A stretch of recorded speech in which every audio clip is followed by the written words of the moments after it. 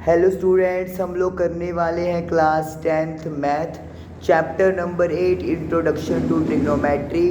Exercise 8.4 हम लोगों की चल रही है। क्वेश्चन नंबर 5 के थर्ड पार्ट तक हमने डन कर लिए थे। चलिए आज हम लोग फोर्थ पार्ट प्रूव करते हैं। फोर्थ पार्ट में हमारे पास है 1 plus secant A over secant A is equal to sine square A upon 1 minus cos A. हम लोग सबसे पहले लेफ्ट हैंड साइड यहाँ पर उठाते हैं। 1 plus secant A upon secant A, तो ये हमारे पास लेफ्ट हैंड साइड है।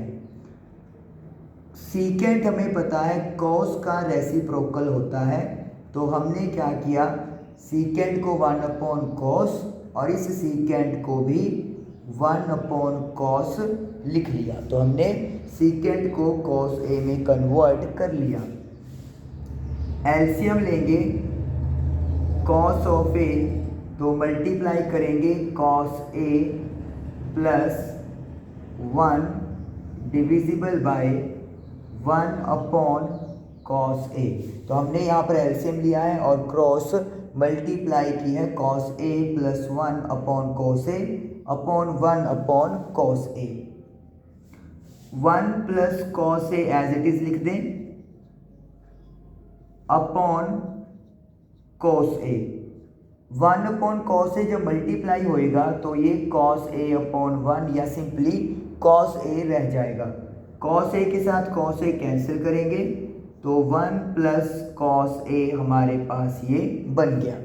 इससे ज़्यादा इसको सिंप्लीफाई यहाँ से हम लोग नहीं कर पाएंगे, लेकिन हमें जो रिजल्ट प्रूव करना है उसके अकॉर्डिंगली हमें sign square A upon 1 minus cos ए चाहिए।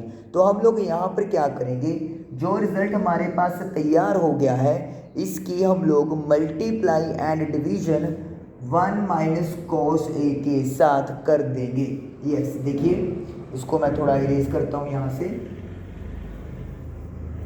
जो रिजल्ट मेरे पास तैयार हुआ है 1 plus cos A multiply and divide by 1 minus cos A, तो 1 माइनस कॉस ए के साथ मल्टीप्लाई एंड डिवाइड करेंगे। तो 1 प्लस कॉस ए तो हमारे पास है ही है, तो मल्टीप्लाई किया 1 माइनस कॉस ए के साथ और डिवाइड भी किया 1 माइनस कॉस ए के साथ। अब ऊपर देखिए a plus B A minus B, तो क्या होता है identity, A square minus B square. नीचे कुछ भी हमें चेंज नहीं करना। 1 का square 1 cos square divisible by 1 minus cos A. 1 तो 1 माइनस कॉस स्क्वायर थीटा हमें पता है by identity sine square theta के इक्वल होता है। तो sine square A upon 1 minus cos A, ये हमारे पास रिजल्ट जो है वो बन गया है और यही रिजल्ट हम लोगों को प्रूव करना था। तो इस तरीके से हमारा जो फोर्थ पार्ट है वो कंप्लीट हो गया। चलिए अब करते हैं क्वेश्चन नंबर 5 का 5th पार्ट। तो इस क्वेश्चन में हमें याद क्या रखना है कि अगर ऐसे क्वेश्चन में हम लोग किसी स्टेज पर आके और सिंप्लीफाई ना कर सके तो जो रिज़ल्ट हमें चाहिए उस रिज़ल्ट का कुछ हिस्सा उठा के आपको उसी से मल्टीप्लाई और डिवाइड कर देना है और आपका जो कंप्लीट रिक्वायर्ड रिज़ल्ट होगा वो आपको मिल जाएगा। ओके, तो let us start with 5th part. 5th part है cos A minus sine A plus 1 upon cos A plus sine A minus 1 is equal to cosec A plus cot A. तो हमें ये वाला रिजल्ट इस result के equal prove करना है और उन्होंने बोला है कि हमें आइडेंटिटी यूज करनी है 1 plus cot square A is equal to cosec square A. मतलब इस आइडेंटिटी का यूज कम से कम एक बार यहाँ पर होना ही चाहिए। सबसे पहले लेफ्ट हैंड साइड उठाते हैं, cos A minus sine A plus 1 upon cos A plus sine A minus 1। तो ये हमारे पास लेफ्ट हैंड साइड जिसे हमने सेम टू सेम लिख लिया।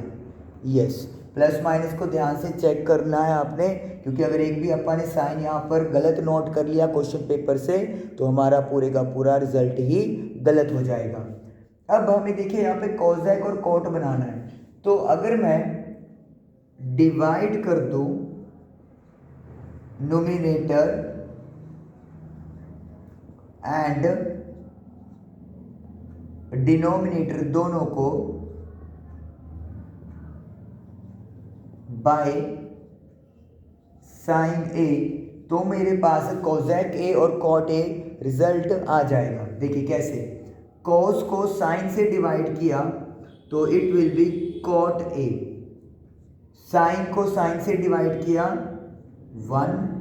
1 को साइन से डिवाइड किया कोसेक, तो हमने नोमिनेटर को साइन ए से डिवाइड किया तो ये आ गया हमारे पास, और डिनोमिनेटर को करेंगे कॉस को साइन से कॉट, साइन को साइन से 1 और 1 को साइन से कोसेक। तो कहने का मतलब क्या है कि हमें ऊपर और नीचे हर टर्म को साइन से डिवाइड करना है, और वी कैन से कि हमारे सॉल्यूशन का फर्स्ट स्टेप है जो आपको लर्न होना चाहिए, तभी आप आगे प्रोसीड कर पाएंगे। ओके, उसके बाद इसे आप इरेज कर देते हैं, कोसेक प्लस कॉट में हमने कन्वर्ट करना है। ये भी आप इरेज कर सकते हैं अब, क्योंकि इसका यूटिलाइज हम लोग कर चुके हैं। अब आगे देखिए, कॉट प्लस कोसेक, ऊपर जो टर्म आ रही है उसको इकट्ठा लिख लें, और जो 1 माइनस का है उसे हम लोग अलग शिफ्ट कर देंगे। मतलब शिफ्टिंग तो क्या है, मतलब शफलिंग ही हम लोग कर रहे हैं। नीचे जो फॉर्म बन रही है उसमें आपको कोई चेंज करने की ज़रूरत नहीं है, सेम टू सेम।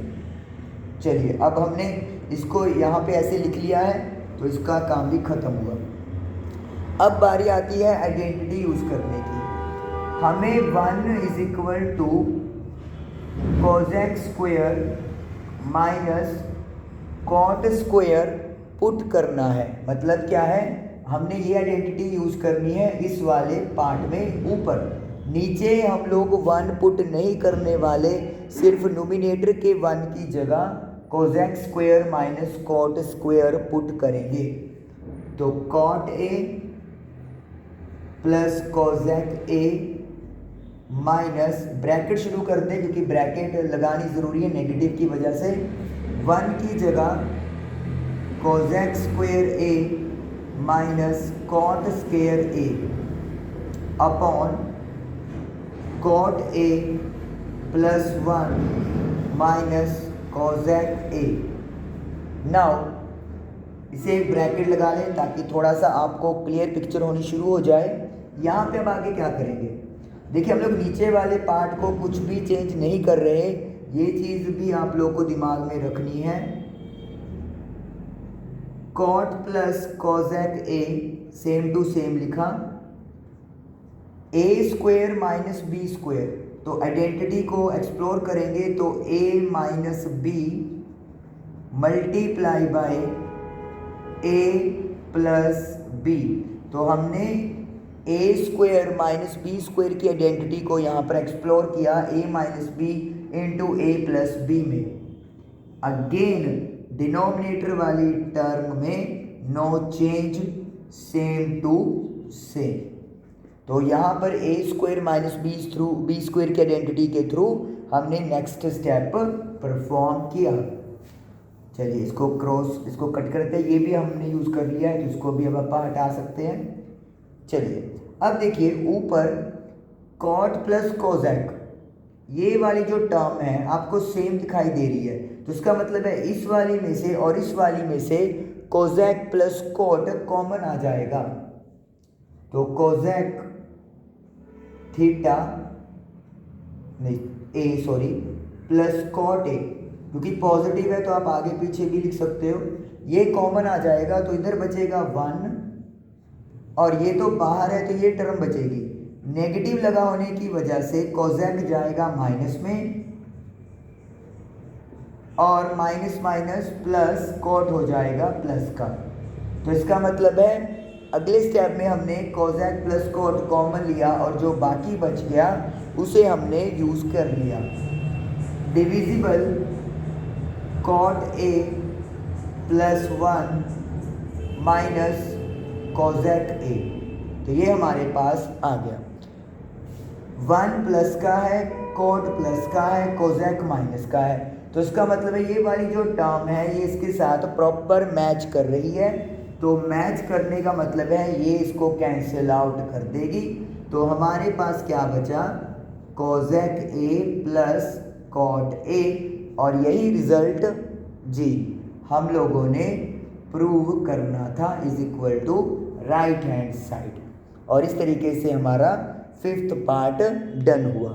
तो एक्सरसाइज के 5th क्वेश्चन के 4th और 5th पार्ट हम लोगों ने डन किए। आई होप आपको समझ में आए होंगे। इनकी सेल्फ प्रैक्टिस ज़रूर करें ताकि आपकी स्पीड भी बने और आपको ये पक्के भी होएं। Thank you for watching the video.